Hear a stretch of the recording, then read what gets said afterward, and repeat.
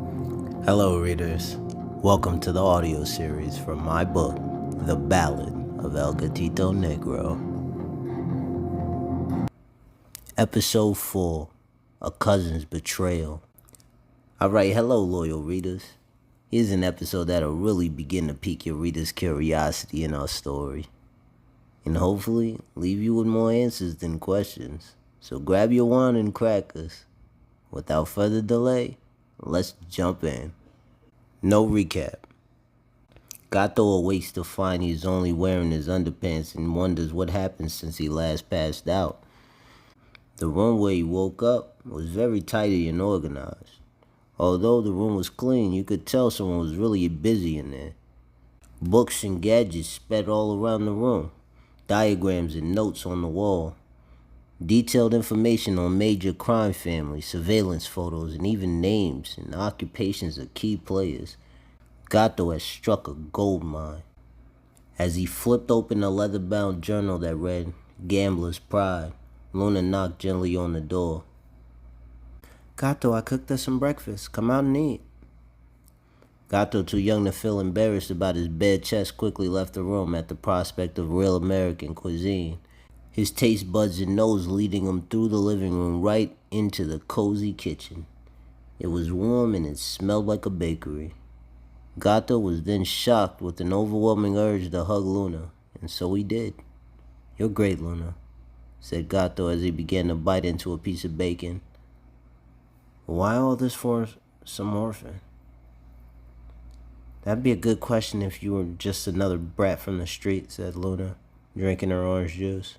Cut the shit, Gato. There's something different about you. Gato decided to humor her. What's different about me? Well, I'll tell you after I brief you on what's going on and what you have to do. Look, Gato, I want you to work for me, directly for me. Be my ace. I'll give you shelter until you turn 17 or until you feel like it's time to leave. I have a lot to teach you, kid, she said as she put down her cup.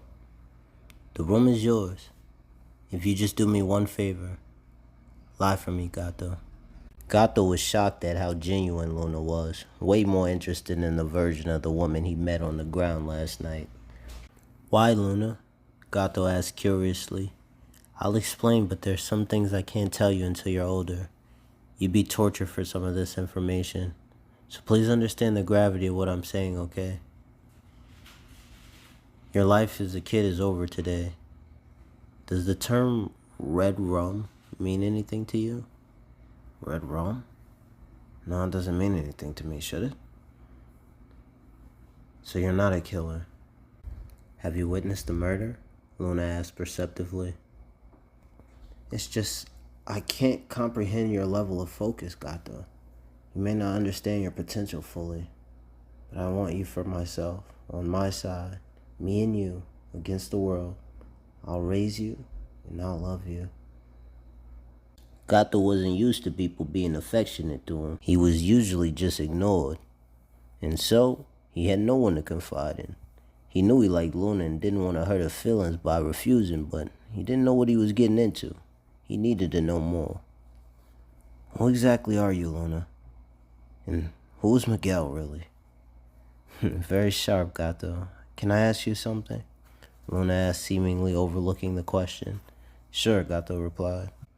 If you had all the money, all of it, all the power, and all the prestige, what would you do with it?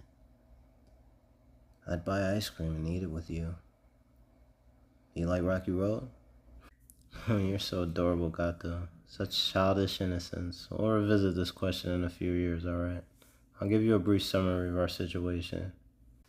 Well, Miguel was next in line to be the boss of the Villani family. He was such a great guy, Gato. He had this natural curiosity I'd never seen before. He enjoyed things like building infiltration and surveillance. He also owned a few numbers joints around Harlem and Crooklyn.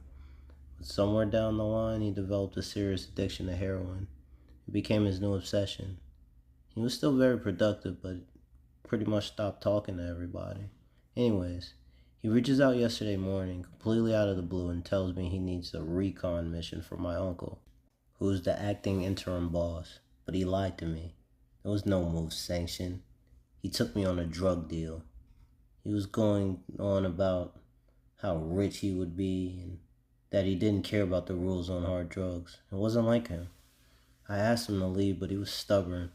When the dealer pulled up, there was some sort of disagreement on how much money they were supposed to pay. Things got heated and blown so overboard. Miguelito always was a hothead. Shoot first, ask questions later. When he was on probation, he couldn't carry. The dealer got the drop on us. You see me and Miguel, we're not fighters or soldiers. We're more like officers in the military. We're the strategists. We plan the heist and take care of the loose ends. She said this very openly and detached, but we're all stained with red rum.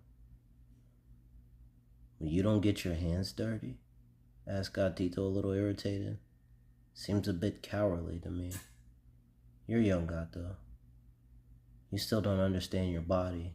Can you beat up every gangster walking around in Crooklyn right now? Because I can't. I play chess. I move pawns to achieve my agendas. You may not understand it now, but you'll learn to love this game. Gato says nothing as he's contemplating. Now I can tell you my plan for you, said Luna as she stands up and pulls Gato to the balcony. I'm gonna make you the king of New York, Gato. End of episode 4. No bonus. See you on the next episode.